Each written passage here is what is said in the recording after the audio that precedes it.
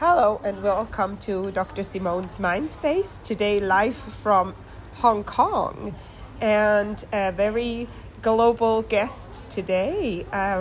We know each other since many years back in Shanghai and met at yoga, I think Y Plus in Anfulu, and ever since stayed in touch a little bit. We met random chance in Hong Kong, hiking, a joint passion too.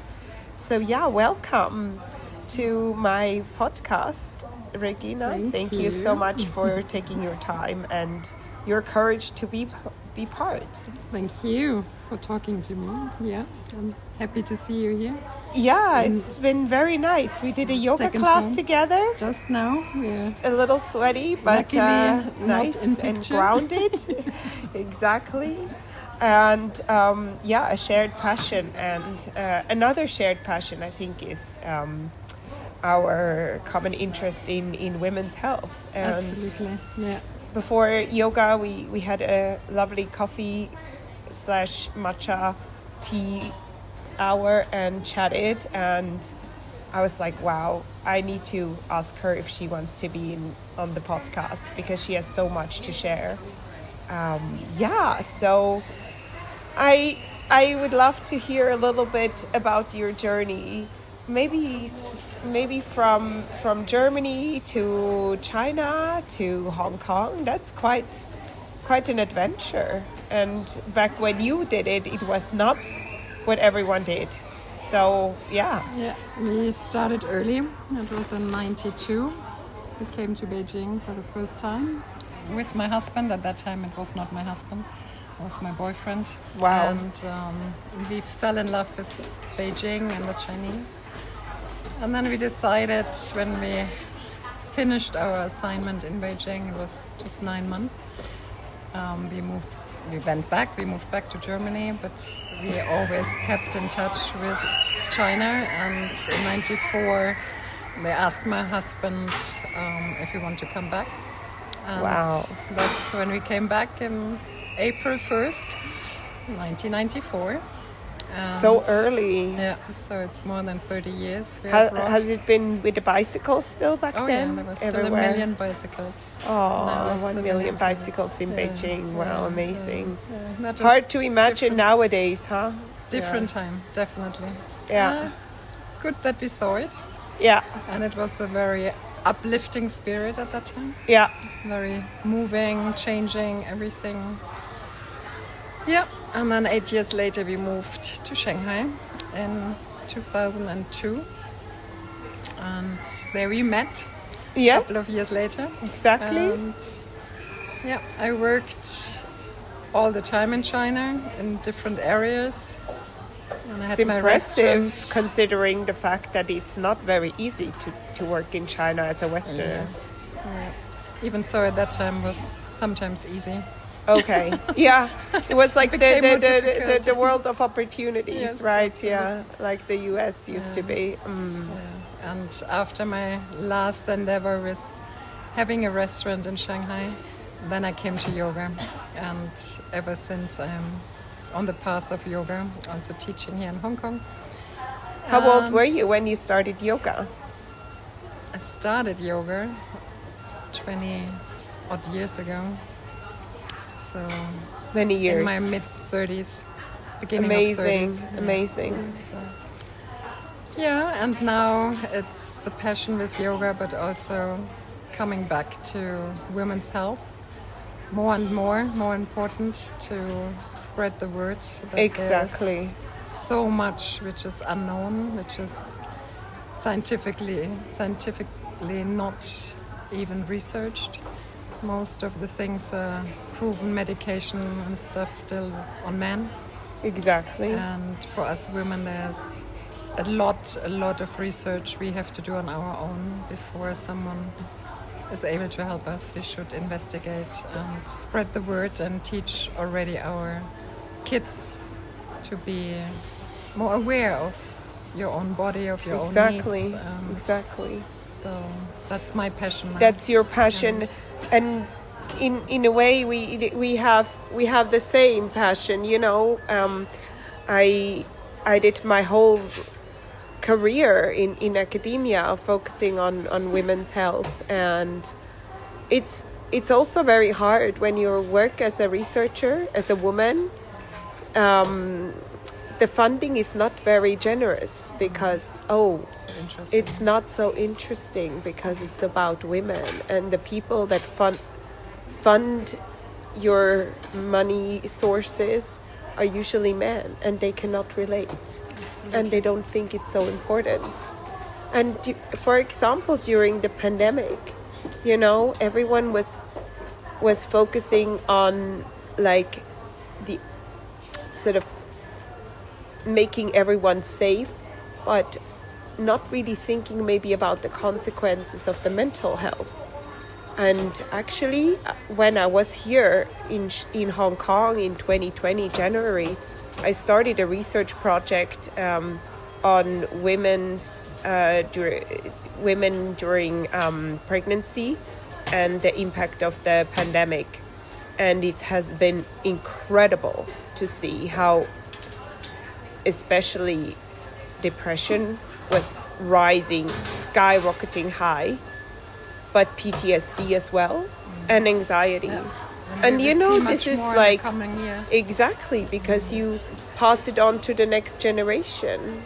And I think what you're doing with yoga is such a good way of balancing body and mind, and also the awareness of our hormonal influence throughout our life journey.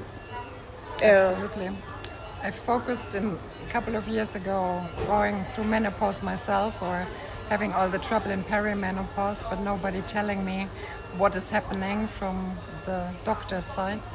I started to practice hormone yoga, which helped me tremendously. Yeah. And I'm teaching it also, and I'm trying to educate some students who are interested. That's amazing. But I have to say, what I find now almost more important is that we look into our cycle, and that we live more in sync with our cycle. Yeah. That we eat what our body needs in that moment throughout the cycle periods. That we practice our exercise, whatever sport you do, that you sync it also in favor with your cycle. Already just to bring the body more in balance. Mm-hmm. And you can keep it up, the good health, if you feel okay, but then you just nourish on it and you keep a healthy body. If you're having trouble, it can help extremely well to nourish your body again and to bring it back into a healthy state. So true. Also avoiding PCOS or all these problems we women with nutrition have. Yeah. Good nutrition is key, definitely. No processed food, all this scandal type of food which is offered 99% in the supermarkets. That's one part, nutrition. The other part is exercise, but then looking into the cycle, that you, in your first 10 days, starting on day 1 when you have your period, and then approximately 10 days in, when your estrogen is the highest, that's the time when you have energy, that's the time when you can go low carbs, that's the time when you can do stronger exercises, that's the time when you are also very creative.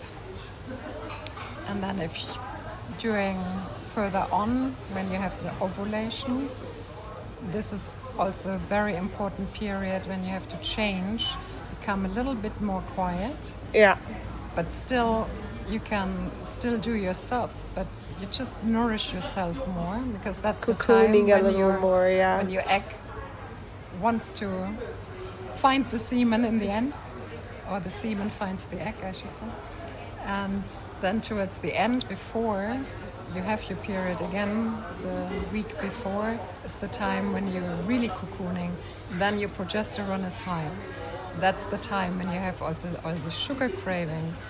There you need to even tend to give in to eat more carbs, because progesterone feeds on carbs, and if you diminish yourself, if you deplenish all your resources, that's when the problem starts. So it's always like a cycle, when we don't know. And why do you feel tired at a certain time? Why do you feel anxious at a certain time? Yeah. If we put a little bit more education in it, if we tell already kids when they start having the period, the girls, to educate them that they should watch out what is happening in different stages. Yeah. Why am I cranky? Why am I getting upset? Yeah. If we know, we can treat it, we can help each other, and we are not getting upset over it. Exactly. There is So such great, I was just thinking, there's such great apps and so on for women in pregnancy, and like, oh, these symptoms, oh, that symptom. But for other stages in life, there isn't really any information. Like for young women or for women in menopause, there is no information about what's actually happening in perimenopause, that you feel miserable already before you actually get into menopause, but you can actually do something to prevent the worst feelings. Absolutely. Most people don't even know that when they're 35 and they start feeling changes, that it's because of the hormones. Exactly. So that's my biggest wish, that we can spread the word. And continue sharing, definitely. And not being afraid or embarrassed. So often when, especially in my age, I'm close to 60 now, that you come across so many other women in private talks, and all of a sudden it's like, it's happening with you as well. And so mind-blowing things we don't share. We don't know. We're singling ourselves out. We stay at home and we cry over the misery that we feel like shit. It's true. You can really say it loud. It's true. It's a lot of suffering which should not be. It doesn't need to be the suffering. And many times you have, on top of the menopause symptoms, also a lot of responsibilities towards caregiving of elderly, of your own parents, of your maybe older husband or partner, and you also have maybe already grandchildren. So there's a lot of responsibility on both sides for the women in a very difficult time of life. And also, of course, the feeling of change and how you identify as a woman, it's like been your identity to be able to reproduce for the whole life, and then suddenly no, not anymore. What does that make for you, and how does that influence your mind and relationship and this like beauty, forever young, and you don't feel sexy anymore. Yes, exactly. Overlooked. Women in our age are definitely instead of seeing you as a wise woman. So that's why we as women, we need to support each other. And support each other. Definitely. And be more like mentors, because I think the mentorship is such a wonderful thing to pass on to the next generation. And there's a lot of wisdom. Absolutely. All the suffering we went through, figured it out for ourselves. Exactly. That definitely needs to be shared. Instead of kept for a secret. Totally. So we're trying, at least. It's a first step here, and I think this should be definitely continued. Thank you so much for taking your time. It was so much fun to see you. It's so great. And yoga is just unifying. It's just unbelievable. Absolutely. Very nice. Wonderful. Thank you so much again. Thank you. All right. So this was our podcast, live from Hong Kong. And if you have any questions, of course, as always, don't hesitate to reach out to me, and I will pass on all the information to Regina. Thank you very, very much. Thank you, Simone.